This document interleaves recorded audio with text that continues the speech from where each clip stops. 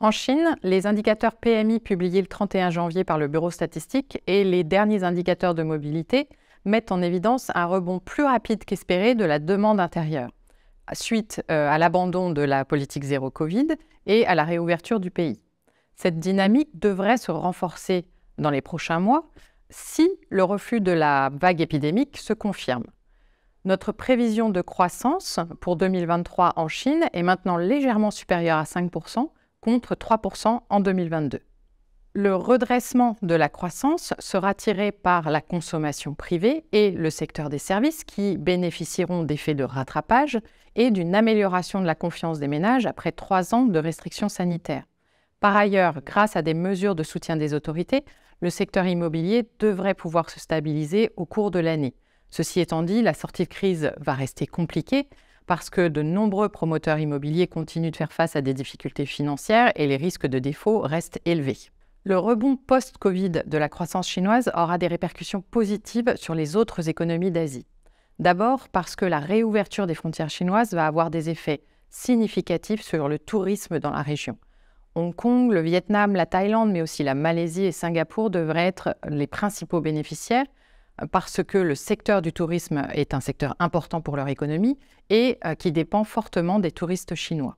Par ailleurs, si la situation du secteur immobilier chinois s'améliore, cela devrait soutenir la demande et les prix de certaines matières premières, en particulier des métaux. Donc les pays exportateurs de ces matières premières, et en particulier l'Indonésie, devraient en profiter. En revanche, s'il y a une nouvelle hausse des prix mondiaux des matières premières, alors cela devrait alimenter de nouvelles pressions inflationnistes et retarder encore la fin des resserrements monétaires en Asie. Enfin, le redressement de la croissance chinoise aura des effets très limités sur le commerce de biens manufacturés en Asie. La demande chinoise de biens manufacturés est principalement destinée à son secteur exportateur et beaucoup moins à son marché intérieur et dépend donc principalement de la demande finale en provenance des pays avancés. Or, cette demande finale s'affaiblit rapidement et le cycle électronique mondial se retourne.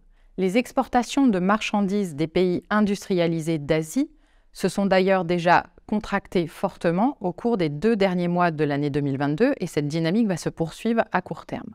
Au final, la reprise économique en Chine va apporter un soutien bienvenu à l'activité en Asie, en particulier dans les secteurs des services. Mais Hong Kong et la Thaïlande seront les seuls pays avec la Chine qui devraient connaître une accélération de la croissance en 2023 par rapport à 2022. En moyenne, en Asie émergente hors Chine, hors Inde, la croissance va ralentir en 2023, atteignant 3,6% contre 4,5% en 2022.